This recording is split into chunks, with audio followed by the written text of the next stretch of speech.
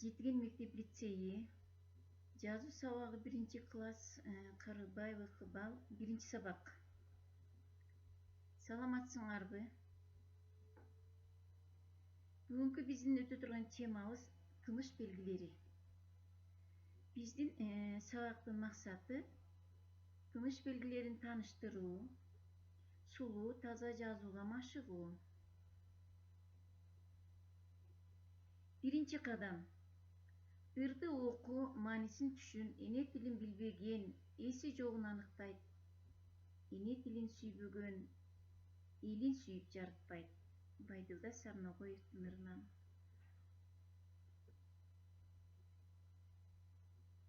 Экинчи кадам.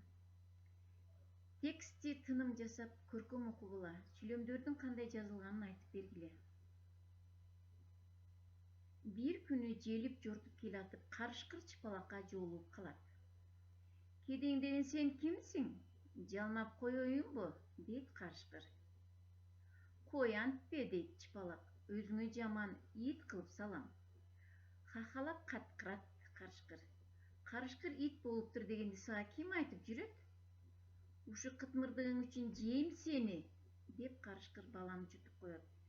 Чыңгыз Айтматовдун Чыпалак бала деген китебинен алынган текст. Биз ушул текстке көңүл бөлсөк, балдар, кедең деген сен кимсиң? Бул сүйлөм кандай мааниде айтылып жатат? Карышкыр чыпалакка кайрылып, мындай суроо иретинде айтылган үчүн бул сүйлөмдүн аягына суроо белгисин коет экенбиз. Жалмап коеюнбу? Бул дагы суроо иретинде айтылган үчүн суроо белгиси коюлуп жатат. Кой антпе, дейт чыпалак. Өзүңө жаман ит кылып салам. Бул сүйлөмдүн аягына чекит белгиси коюлат. Ойду жайынча билдирген үчүн чекит белгисин коебуз. Карышкыр ит болуптур дегенди сага ким айтып жүрөт? Бул жерде дагы суроо иретинде айтылган үчүн бул суроолуу сүйлөм деп белгилеп, аягына суроо белгисин коебуз. Ушу кытмырдыгың үчүн жейм сени. Бул сүйлөмдө күчтүү сезим менен айтылган үчүн сүйлөмдүн аягына илеп белгиси коюлуп жатат. Үчүнчү кадам. Билип алабыз.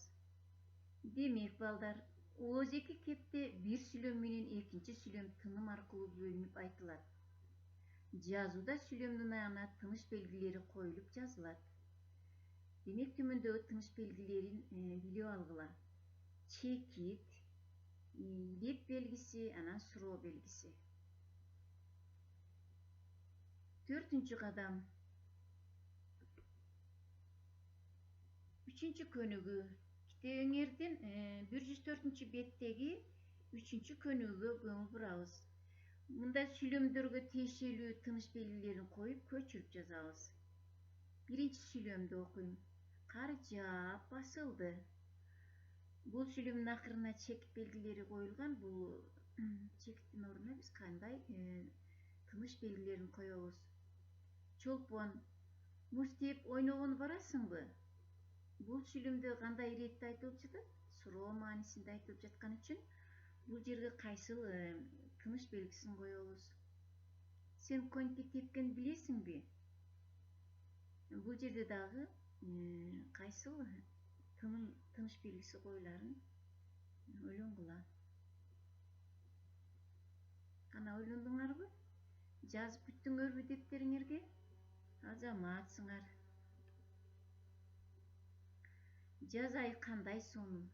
Мында дагы жаз айы кандай сонун деп ушундай суктануу иретинде айтылып жаткан үчүн буга кайсы белгини коебуз? Демек, ушул кызыл чекиттер менен белгиленген белгилерге биз чекит, суроо, илеп белгилерин койгонду унутпайлы, балдар. Демек, силер жазганыңарды текшерип алайлы, Силердин жазганыңар менен мен жазганымды экөөнү салыштыргыла. Кар жаап басылды. Аягына эмне коюлат экен, кайсы белги коюлат экен? Кайсы тыныш белгиси коюлду? Чекит коюлду, чолпон муз тээп ойногону барасыңбы? Бул сүйлөмдө суроо иретинде кайрылган үчүн бул сүйлөмдүн аягына суроо белгисин койдук. Сен коньки тепкенди билесиңби? Бул сүйлөмдө дагы суроо иретинде кайрылган үчүн суроо белгисин коюпбуз. Жаз айы кандай сонун? Ушунчалык күчтүү сезим менен айтылган үчүн бул сүйлөмдүн аягына илеп белгиси коюлуптур. Мен ойлойм, силер дагы мендей жазып туура жазыңар деп ишенемин. 5-кадам 4 көнүгүү балдар.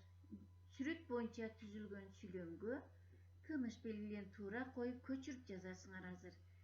Демек, биринчи сүрөт.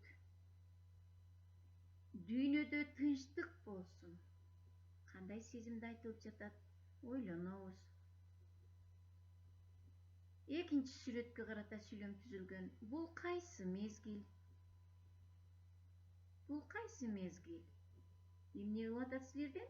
Сурап атат, балдар. Ошон үчүн кайсы белгини коет экенбиз? Кайсы тыныч белгисин коет экенбиз?